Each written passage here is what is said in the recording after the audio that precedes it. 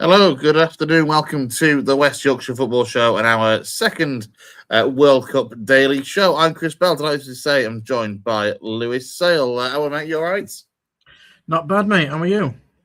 Yeah, all good, all good. Yeah. Surprisingly awake, despite planning sleep around the South Korea-Czechia game, which was three-quarters successful, but not entirely successful. But we'll come on to that a little bit more later on. What we're going to go through then today is taking a look at the first two games from this year's World Cup that took place last night. And we're going to look ahead to what actually is going to turn out to be a very busy weekend of football in the World Cup. Let's start then with last night and that opening group game. The spectacle was massive. The pre-show with Shakira and some other fella that I hadn't heard of.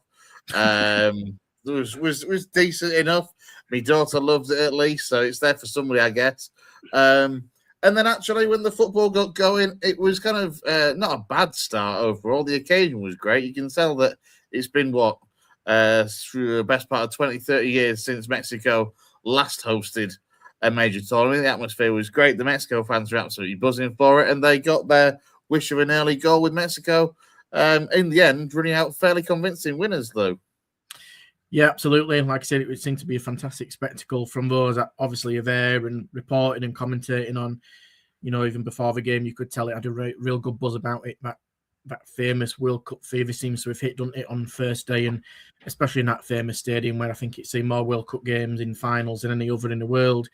It's just got that feel to it, hasn't it? And you could sense that the Mexicans were really up for it. And despite not having one of the strongest teams that we've had down the years, comfortably beat South Africa, were very disappointing, probably in their own thoughts and own rights as well. They probably wanted to do a lot better. And listen, unfortunately, it's one of those where if you're going to have a bad day at the office, maybe have it first of all and get it out of the way, because to lose 2-0 and have 2 red cards doesn't bode well. But we've seen down the years, plenty of teams have had a poor start to tournaments. I remember Italy in '94 in USA, they had a really horrible start to the group stages and then got all the way through to the finals. So I'm not saying South Africa are going to do that. But listen, Mexico did what they needed to do. Capitalise on a real bad error for the first goal. And then a second goal, we said it, didn't we, between us when watching the game. It was a proper football goal, cross comes in, beautiful cross in, wonderful header from Jimenez. Kind of written in the script, isn't it, for moments like that in the World Cup. And yeah, fully deserved it. Quality wasn't for me massively there, but, I think sometimes the emotion, the whole, surroundings of that first game, adrenaline kicks in, doesn't it? And Mexico definitely got over the line and have put themselves in a good position to get out of that group straight away. Yeah, as you mentioned, that goal for Raul Jimenez, obviously 35 years of age. His first goal, I think it is a major, certainly the World Cup. And obviously for everything that he's been through over the last few years with that horrific head injury, for him to kind of have come back, obviously, it's done all right in the Premier League over the last few years. To be fair, he's been getting older, but for him to get that goal in the World Cup in the host nation, the first game of the World Cup, you could see what it meant to him. There was tears in his eyes during his celebration. So just a really nice moment on that front. Yeah, absolutely. I think that person behind me agreed as well. It was a great occasion, like I say, for somebody like that to step up and get the job done. And it was great cross in. It was pretty much ready, waiting for him to head it in, but actually the header was giving the goalkeeper no chance. And like I say, he's been a solid Premier League player, and obviously he's moved to Wolves, and we know what's happened with Wolves in the past day or two. But listen, he's a good striker. There's no doubt in that. And they need players like the quality of Jimenez to step up. I mean, obviously, we know they've got a bit of a wonder kid that can help and get through some of these ties. But essentially, Mexico got the job done without kind of being spectacular, not really, without being disrespectful, not really getting out of third gear. 2-0, like I say, you're pretty much one step into the finals already. And listen, if they're going to be potentially, they could be an opponent for us if we get through as well. Mexico City, the altitude, it's going to be one of those that once you get a rolling in these tournaments, teams like Mexico could surprise a few. I haven't tipped them to do well, but you never know. Yeah, it's certainly going to be interesting. I mean, the altitude is obviously a big thing. I know that South Africa have been, I think they spent the last 10 days or so at a training camp at a similar altitude to where they were playing at the Stadium yesterday. Obviously, the Mexicans are used to it. The novelty or the strange thing that got thrown up yesterday was the red cards. You said there was 4 red cards in the entirety of the Qatar World Cup, the last World Cup. We saw 3 in the first game of the 2026 World Cup yesterday. Talk me through your thoughts on them. I'll be honest, I'm struggling to remember the first one because everything got overshadowed by the second and the third. Yeah, I would argue, obviously there's that threshold of VAR, and that's kind of gets talked about a lot. And I know it was kind of going in our chat, wasn't it, during the game? I felt the one that kind of, when the lad was holding him off and he's kind of hit him, I'm not too sure whether that's a red card. But again, I thought that was made with the face. I think, even from the camera angle that they're now showing on the body cam of referees, it still looked a little bit harsh. But listen, it's these rules in international football, we know is quite different. I can understand why they were given. I thought that one was a little bit harsh. I think one obviously with Montez, who got the red card at the end for Mexico, obviously it's outside the box and he's taking him out. It's one of those old school English team fouls, but with no intention of going for the ball. So you could argue, it's a cynical offence, and he's been given that red card. So listen, it's one of those where I think everybody's not really going crazy and going, "Oh, that should have never been a red card." I think they're understandable. But what it does, it sets a precedent as well for the rest of that tournament. First game, opening day, 3 red cards. So teams are going to have to be a little bit careful. We know we've seen some of these, rule changes come in. There were a couple of instances when some of the lads went down, and we know that if it's not a yellow card, if the lads go down and they get physio treatment, they've got to take a minute out. We're not wanting to do that because you want to play every minute you possibly can, which speeds the game up. So, and with that, you've got the conditions, depending on where you are across the globe, in Canada, Mexico, USA. It's going to be intriguing. So, I think the bar's been set. Let's see how that continues. Yeah, just going to bring Jed. Evening, boys. Host country, a good record in World Cups. The setting off was soft, but you can't touch the face. It's exactly that in the end, isn't it? And look, it certainly set the precedent, as you say. And that the Mexico red, I'd say it's one of those where it was traditionally taking one for the team and you pick up a yellow. Obviously, in the eyes of VAR and the referee on the day, it was a red. They're the ones that I think you're going to see potentially more of over the course of this World Cup, because players, I hate to say it, players will just be, in their own minds, it'll just be the norm, shall we say, to go with that, that taking one for the team. And they're going to end up coming across with thinking in their head, oh, it's all right, I'll take the booking, only potentially for it to end up worse, as we saw yesterday. Possibly, and I think as well that, obviously we're not there, but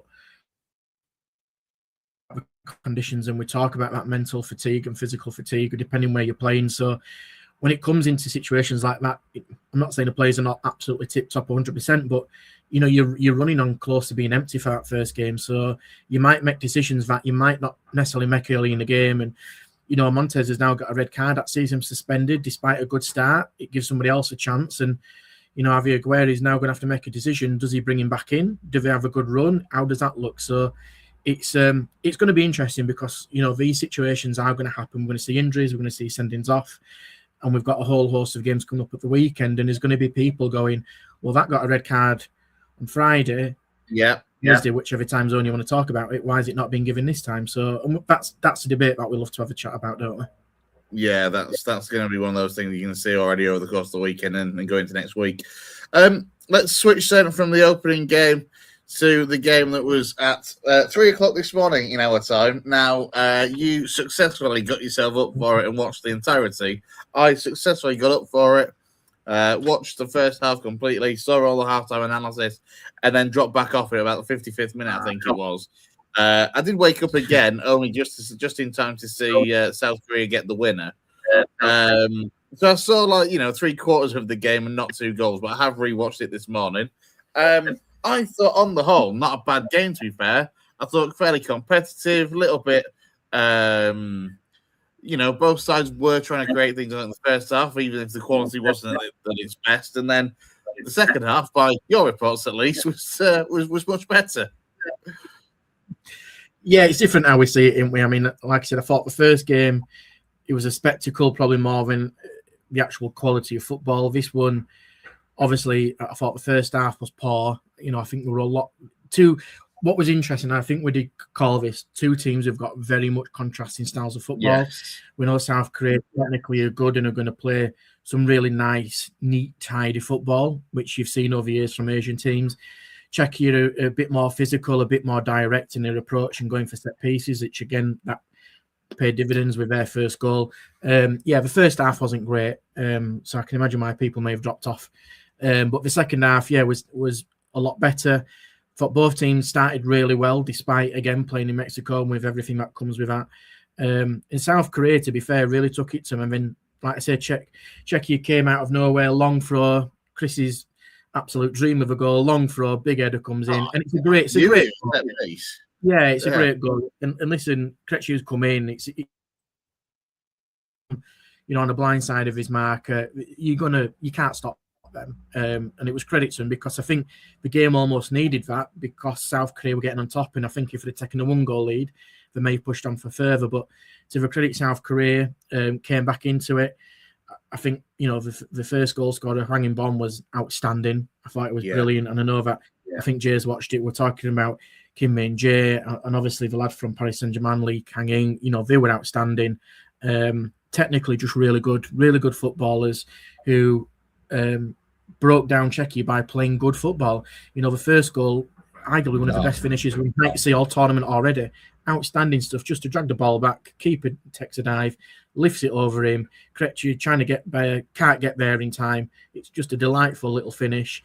And then the final goal just happens after Czechia have a goal disallowed for a very similar set piece situation from what they scored in.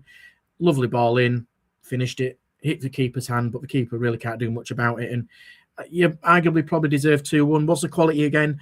It's again difficult to probably judge on day one, but listen, it's one of those that both teams have got over the line. 3 points out of 3.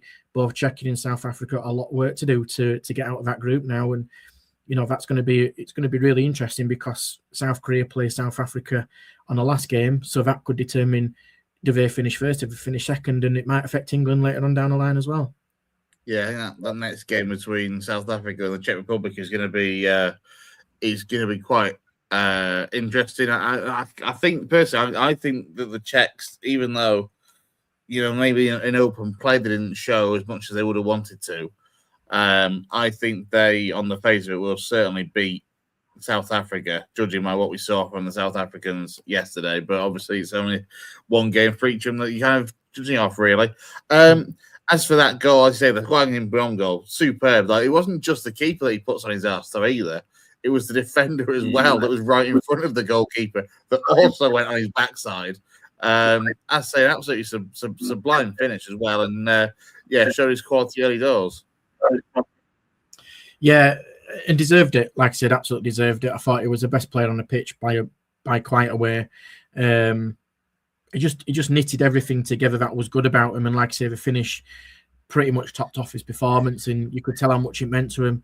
And I'll be honest, I was really surprised how many South Koreans have made a trip over, because that stadium was loud when South Korea scored as well. Yeah, so it was a massive South Korean attendance out of that. Just short of 45,000. I'm not sure if that's tickets sold or actual attendance though. But either way, it was a massive South Korean following there. Yeah, and like I said, deserved it. Got the 3 points. It's one that probably both teams wanted to win to get out of the group.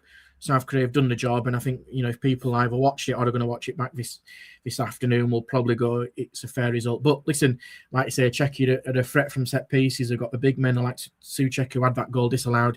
They are going to be a threat against South Africa, and it's how South Africa deal with that, because they couldn't deal with that physicality from Mexico. And I'd argue Czechia are a bit more physical than Mexico. Yeah, I agree. Good keeper as well. I thought Kovar made some very good saves, and he's a former Manchester United youngster as well. His Kovar, I thought he did well. I think you're right. I think he's now at Bayer Leverkusen or somewhere along those lines as well. The keeper for Czech Republic. So yeah, good quality. We'll move on then from looking back to start looking ahead, and as we say, it's a very, very busy weekend. Starts tonight with a couple of games at 8 and 2 a.m. There's a bit of a gap between these two, so if you want to get your power nap in between, you can do. But it all starts with Canada versus Bosnia and Herzegovina. Of course, Canada, one of the joint hosts for the tournament, up against a Bosnian side that, if I'm right in thinking, got in through the playoffs. I think, listen, Canada are going to be, they're probably arguably on paper, they've probably had the best side they've had in a long, long time. I remember the days when you had like Thomas Rosinsky, but now, we've got some real good quality players in there. We've got the two Davids in there, Liam Miller from Hull, which, many people will see. Remember Junior Hoylett, he's still kicking around that Canada scene. Alfie Jones, Alistair Johnson of Celtic, led by Jesse Marsh, who has been there, and Igor star player Alfonso Davis. So they've got good strength now in that team. I think it's going to be a real tight game against Bosnia. Again, one team that seem to be strong, especially the two wingers. Look, and I'm not going to disrespect them by not pronouncing the surnames right. But what I'll say is that they've got some real good quality up there. And again, Edin Dzeko just seems to be Peter Pan, doesn't he? He's just a phenomenal striker, 40 years of age, still doing it at the highest level. I think this is a real tricky game for Canada. I really do. Yeah, I think it's going to be a really interesting game, to be fair. Again, it's two sides that there's certainly some real talent in it. You look at Demirovic as well as Dzeko leading the line, or likely to lead the line for Bosnia. There's experience in there as well with the likes of Kolasinac. There's also some younger talent in that Bosnian side. But I think the same applies, though, to Canada. Tajon Buchanan from Villarreal, cracking player. Defensively, I think he's where Canada might be a little bit susceptible. I think they've got enough in midfield and going forward, like Jonathan David, as you mentioned, Liam Miller, Kyle Larin, who's had a decent season at Southampton. I think it's going to be quite an interesting game as this one. Again, it might not necessarily be one for the purists, but that doesn't mean that it's not going to be a decent game to watch. So, yeah, I'm quite looking forward to this one myself. Yeah, agree. I'm not sure which way I would back it. I could see it being a score draw, possibly something like a 2-2. Yeah, how well would you see that one going?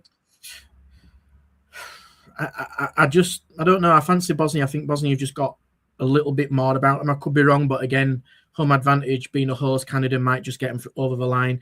It's probably outside looking in. It could be a draw, but I don't know. I just think the technical quality that Bosnia may have, especially in that midfield, might just overrun Canada. But listen, we were wrong yesterday. I called it 1-1 for both games. I was wrong, so let's make it an asterisk. Yeah, because to be fair, I said Mexico win and South Africa and South Korea win. So yeah, it's a good start. I mean, with this one, I think it's going to be possibly the I think Canada might have slightly better technical players, but I think Bosnia will have the physicality and the strength and power. So I think that's what will make it quite the interesting battle. I think it'll be quite similar to. I mean, when you got players like Alfonso Davis, and I appreciate that he'll be playing probably from. Well, I don't know whether he'll be at left back or whether you push him further forward. Actually, the national side, you might possibly push him into that kind of left midfield, left wing role. Yeah. When you've got players of his talent in that Canada side, I think it'll be a really interesting game myself, and one I'm certainly looking forward to seeing. Then, as I say, we've got that gap then of a few hours as we jump from Group B to Group D. Obviously, to get the host nations games in as early as possible, pretty much. We got the United States versus Paraguay. Again, one that should be a fairly good watch, I think, and one that I would back the US because I don't think a great deal of this Paraguay side, if I'm honest. Yeah, I think we'd expect United States to probably get the job done. Probably have a stronger team in depth compared to Paraguay. But from everything that we seem to be hearing and seeing from over the pond, it seems to be that people, the Americans, are a little bit on edge about what this World Cup could bring. They're not massively convinced by Pochettino, some of them. So it's going to be intriguing. But listen, I mean, with the likes of Ricardo Pepi, who obviously know from PSV, Pulisic kind of being a star poster boy as well. Aronson's, now Premier League proven that he can do it at this level. Trusty's been successful at Celtic, Chris Richards at Palace, Anthony Robinson that we know at Fulham. They've got some real Kyle Adams. You can go through that squad and there's good, decent players. I'm not saying I wouldn't say maybe apart from not even Pulisic, but I think I wouldn't say they're absolutely world-class elite players, but they are good players who are capable of playing at a good level. So, I think USA would be disappointed if they didn't get off a mark with this one. Yeah, I think when you look at it and you, as you say, you kind of rolled off a few names there, and you're like, there's some what you class as Premier League players there, some players that have been in the Prem now for a couple of years that have adjusted well.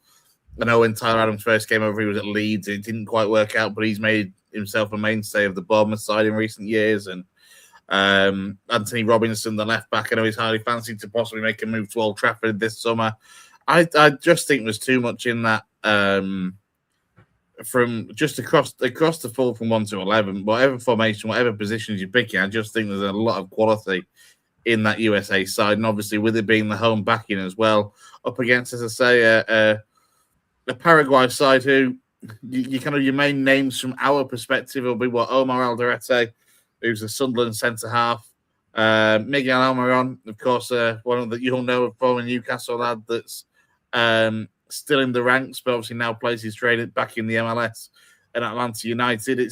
It's just lacking. They've not got, and don't get me wrong, Paraguay have never been a nation that's been full of familiar names to us at this side of the pond with Paraguay, but they don't have a Roque Santa Cruz, that sort of talisman that you've seen them have in the past.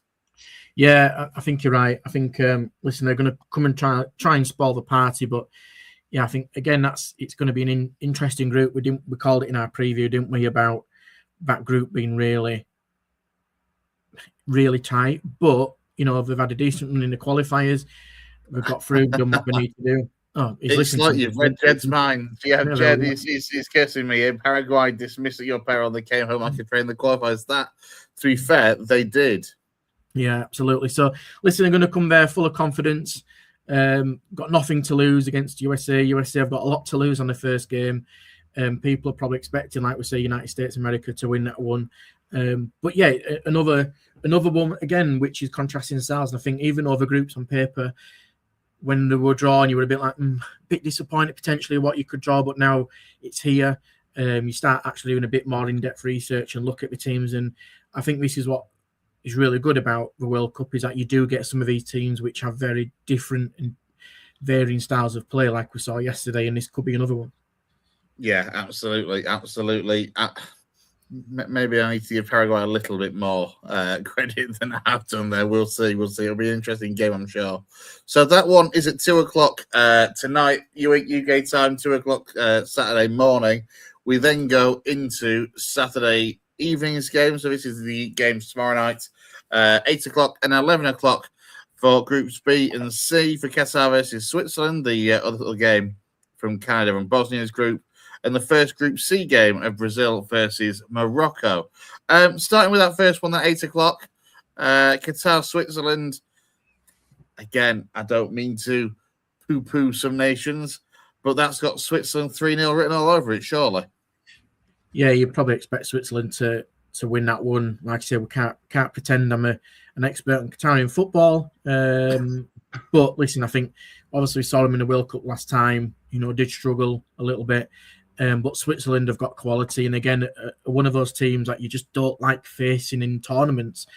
We've had to do it in years gone by, and the likes of Doyle being there, it's probably going to be Granit Xhaka's swan song, but he's been outstanding for Sunday. Arguably one of the best players in the Premier League this season. So you'd expect Switzerland to do well, but like I say, you never know on these opening days, and like we said about USA, the pressure's on USA, the pressure's massively on Switzerland. Qatar have got nothing to lose. With respect, probably not many people are expecting them to finish, first, second, or third out of that group. But if there's going to be a game that they need, that they probably will look to win, it's probably this one that gives them half a chance of getting out of that group. Yeah, I know there were question marks about whether Breland Bolo was going to get granted his approval into the country. That has now been that was confirmed a couple of days or so ago. So that's another bonus for Switzerland, because Breland Bolo is one of those players who, every time a tournament comes around, whether it's the Euros or World Cup, has an absolute blind that looks superb. Always thinking he's going to get that move, and ends up not happening. And you just go another 2 years and you think, that Breland Bolo is a great player. Well, I wish we should sign him, and nobody ever does. Yeah, and I think he's one player which a lot of focus goes through in Switzerland, and we've seen, Mexico probably have it some with Jimenez as well, and we see a lot of these international teams. Listen, England are the same, where you're kind of pinning your hopes on one main striker to do the job, and Switzerland, I think, are one of those teams where, apart from Mbolo, they have very little proper depth in terms of that number, English old school number 9. Obviously, we know that Amadou's been there at Burnley, but he's not really the similar kind of quality. Plays on the fringes. Ndoye, who's been at Forest, isn't an out-and-out striker. Okafor, we know from Leeds, is not an out-and-out striker. So, they needed him to be there. And listen, if you're going to be successful, you need your strikers to do well. And Switzerland are absolutely no exception to that one. Yeah, absolutely. As for Qatar, obviously last time around they were there as host nation. Obviously, it came with some controversy, to say the least. But on the whole, I think they actually put on a very good spectacle of a tournament, if not a particularly great account of themselves as a footballing side. And again, you look at this time around, and I mean, obviously they've qualified, and ultimately they'll have beaten perhaps some of the more regular names from their region to get there. To be fair, yeah. Listen, they've done the job exactly what they wanted to do to get there. They've obviously got there on merit.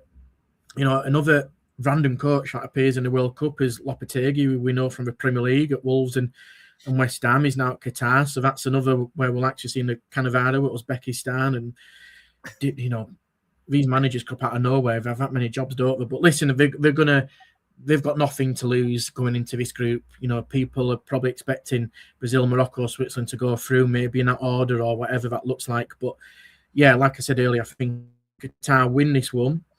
It will raise a few people's eyebrows and going, interesting. This group could be a little bit different from what we originally thought. And let's see if they get on. I think majority of them play in the Saudi League, which we know is improving with the quality of players that are going over there. So when you're playing against better players, your standards rise as well, and they're only going to get better and better as the years go by. Yeah, absolutely. I was just going to come on to the 11 o'clock game just before I do. Jed saying that this has all the makings of a banana skin match for Switzerland, which, to be fair, he's not wrong, as you say, as you touched on there, Lou. There is very little for Qatar to lose going into this game tonight. All the expectation, including from you and me, is on Switzerland to do the job. Yeah, absolutely. But this is why we love it. The World Cup, you never know what's going to happen. Exactly. Let's turn our attention then to the Group C game at 11 o'clock. One that I know you're very much looking forward to, because you certainly fancy this Morocco side. Obviously, they were a semi-finalist 4 years ago in Qatar, and they seem to have not necessarily got stronger, but they've certainly maintained that level of quality that they had 4 years ago. When you look at the squad they put together up against Carlo Ancelotti's Brazil tonight, this has the makings of should be a fantastic game. You'd hope so, wouldn't you? And I think one thing, and the reason why I picked Morocco, and we see it with teams, domestically as well, when you keep the core team together and you've gone through a lot together, whether it's semi-finals in AFCON or Euros, wherever you are in the world, that core's together. They're all at a very good age. There's a good mix of players in there from, kind of 30s right through to the early 20s. And you only have to look at the likes of Mazraoui at Man United, Hakimi, who's arguably probably the best right back in the world. El Khanous had been at Stuttgart, Ibrahim Diaz at Real Madrid. These are players who are playing at the top level, and they're going to give Brazil a good game. Brazil maybe not the team that they have been in years gone by, but still have an undoubted quality in there, and led, in my opinion, probably by the best manager in the World Cup. And you get somebody who's a serial winner like Ancelotti, who has this presence, his aura about him as an absolute winner. It's hard to look past Brazil having a good tournament. I know when we were having a look at previewing between ourselves, Brazil, if they play the cards right and do well, it's not a free pass, but they have a favourable potential path to get towards the semi-finals and final.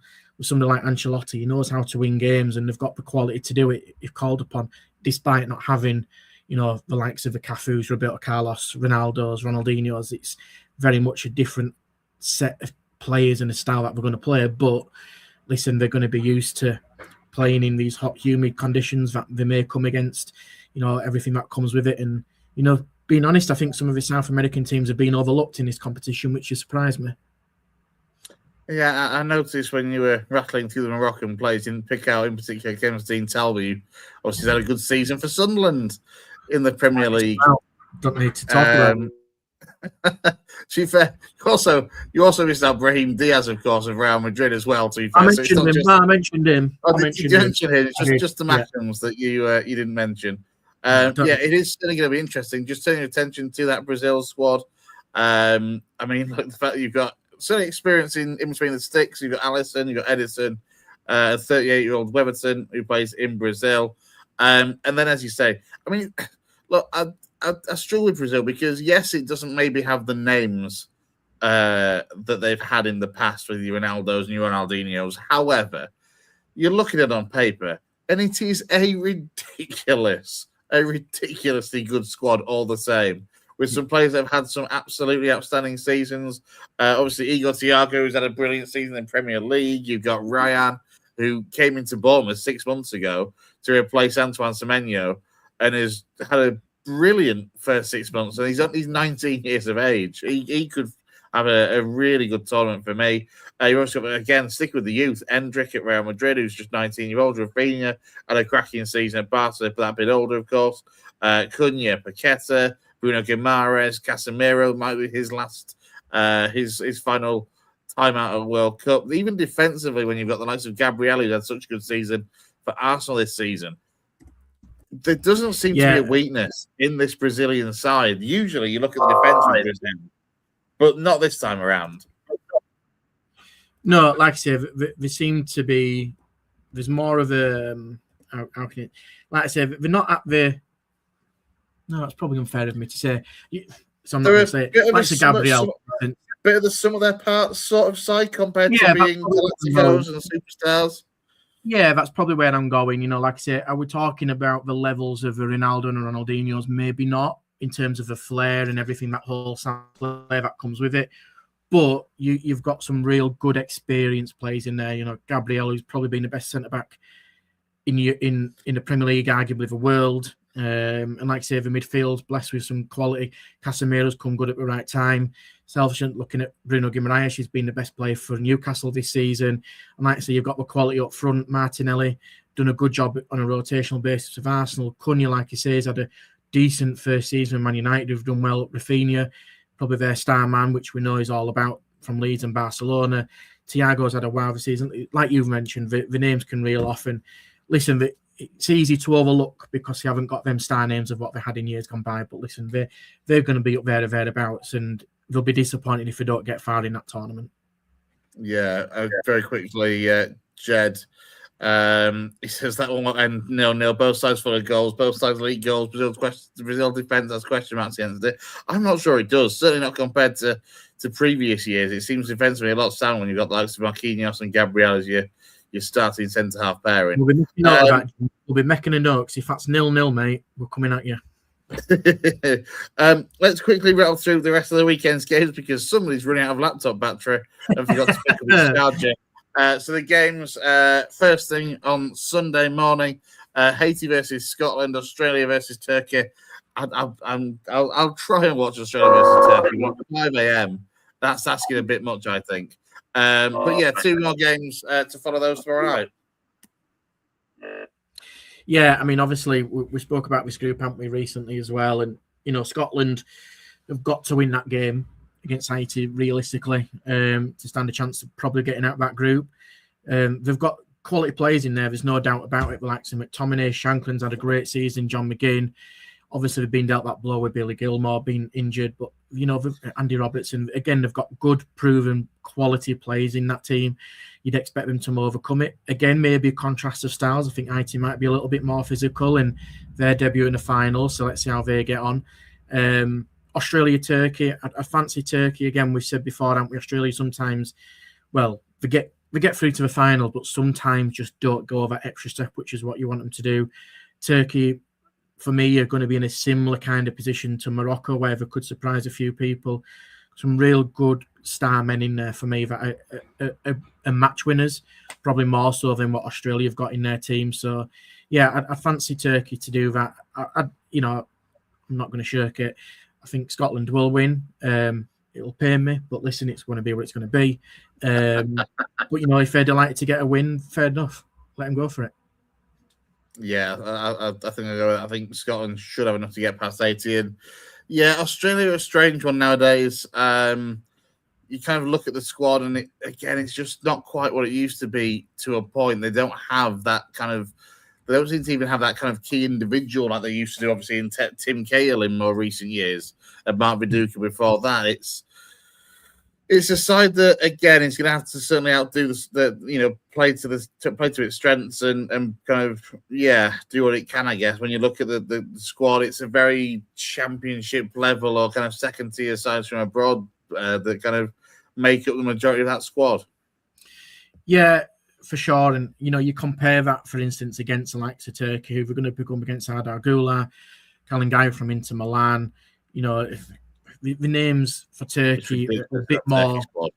Yeah, it's a good, strong outfit. And again, you know what you're going to get from the Turkish outfit. They're going to be quite physical, but they know how to play football as well. So I think, I fancy Turkey to do well, I think, out of this group. It's going to be tough. It's going to be tough at all, but I think I suggested they may come top of this group and do reasonably well. But yeah, Australia, like I say, probably haven't got that strength in depth at cover that they may have had in years gone by. Like I say, Riley McGree from Middlesbrough isn't that Premier League level. He's a good player, fantastic career to get to the Championship, but is he at that elite level that some of those Turks are at the moment? Probably not yet. No. Let's turn our attention then to the games on Sunday evening going into Monday morning UK time. Germany versus Curacao is a 6 o'clock game. Netherlands, Japan. That could be one of the games of the group stage for me is at 9. That's followed by Ivory Coast versus Ecuador at midnight, and then Sweden versus Tunisia at 3 a.m. Germany, Curacao. Obviously, debutants in Curacao, managed by the vastly experienced Dick Advocat, been around the block many a time. Obviously, former Sunderland manager in the Premier League as well. Up against a Germany side that I still think they're a good, strong squad, but a lot of people seem to be writing off and discounting the German sides. And I've seen enough football to know that you can never quite write off the Germans. Yeah, absolutely. And I think we've said this about the Germans for the past probably, 2 tournaments in Euros and World Cup where people have gone, not too sure about them. But when you look across the squad, it's littered with absolute quality players, played like to Bayern Munich at the elite level and across the top teams in Europe especially. And with respect to Curacao, obviously I know Dick Advocat left and now he's come back just before the finals to retake it, so that will give them a boost. But realistically, Germany should win this one pretty comfortably. Yeah, I would agree with that. When I say that Germany squad, and look, maybe you could say it's a bit of a squad in transition, but there's some good young players in there, to be fair. Across the board, you're only going to look at the likes going forward at least. Obviously, Voltemada's in there for Newcastle. Max Bayer is a superb player at Borussia Dortmund, who was at Hoffenheim. They've still got the likes of Leroy Sané in there. Florian Wirtz is probably due some good games because he sure as hell hasn't been showing them for Liverpool over the last season or so. I think it's going to give me enough in that Germany side to comfortably get past Curacao. Let's turn then to the 9 o'clock game. Absolute belter of a game on paper, this one for me. The Netherlands versus Japan, Lou. Yeah, this could go either way. We've seen and heard a lot of people predicting Japan to do really well. We've seen them, obviously, at Wembley. We've seen them do well in recent games before and after us as well. This is going to be a really tricky one because you'd expect in years gone by Netherlands to comfortably probably win this, 2-0. I don't think it's going to be the same. But again, Netherlands are another team who are awkward to predict because they have got a fair bit of quality in there. But sometimes you don't go that extra mile, what they may have done, early 80s, 90s, with the likes of Van Basten and Hullet and Rijkaard and De Boers, etc. But, when you've still got the likes of, let's be honest, Gakpo's been at Liverpool week in, week out. Depay still, top goal scorer. Reinders, who, snapped up Man City. I know he's not been playing a lot recently. Gravenberch, De Jong, Van Dijk, Van de Ven. It was still absolute littered again with quality in there. Japan, technically, probably superior in terms of how they're playing football at the moment to a lot of other teams. But I think my caveat to this is people are tipping them and have never really been talked about before. So how do they handle that pressure that comes with that, because we're expected to do well. Now they've got to back it up. Very good players, very, very good players who also are physical, which is sometimes may what they've lacked in years gone by. I think you're right, mate. I think it's going to be a really good one, that one. Yeah, that Japanese squad, just to go through some of the players that are including it from these shores. Endo, of course, Liverpool. Tanaka is in there from Leeds United. Daichi Kamada at Palace. It's just kind of complemented then by some really good technical forwards like Kubo, Dyson Maeda, who's been excellent at Celtic for a good few years. Ueda, the kind of the bigger forward at Feyenoord. It's going to be really, really interesting to see what they can do. I think in this tournament, and look, they look good. I thought as well in that friendly against us. A couple of months, perhaps in the March training camp, I think it might have been, that we had doing that friendly. So yeah, I think it's going to be a belting one. And as Jed points out as well, Japan came from 2-0 down in a recent game against Brazil in a warm-up game to win 3-2. Ivory Coast versus Ecuador, Lou. Bit of a clash of styles again.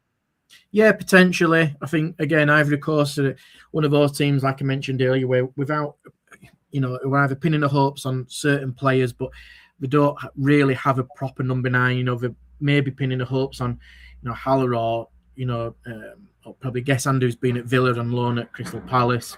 Yari Diamanda is probably one of those that could really spark to life. Being at Leipzig, 19 years of age, he's been tipped from big, big things. He's potentially one that can really get him over the line. Ecuador, again, I can't say I'm an Ecuador expert, but apparently they're doing all right, being fine.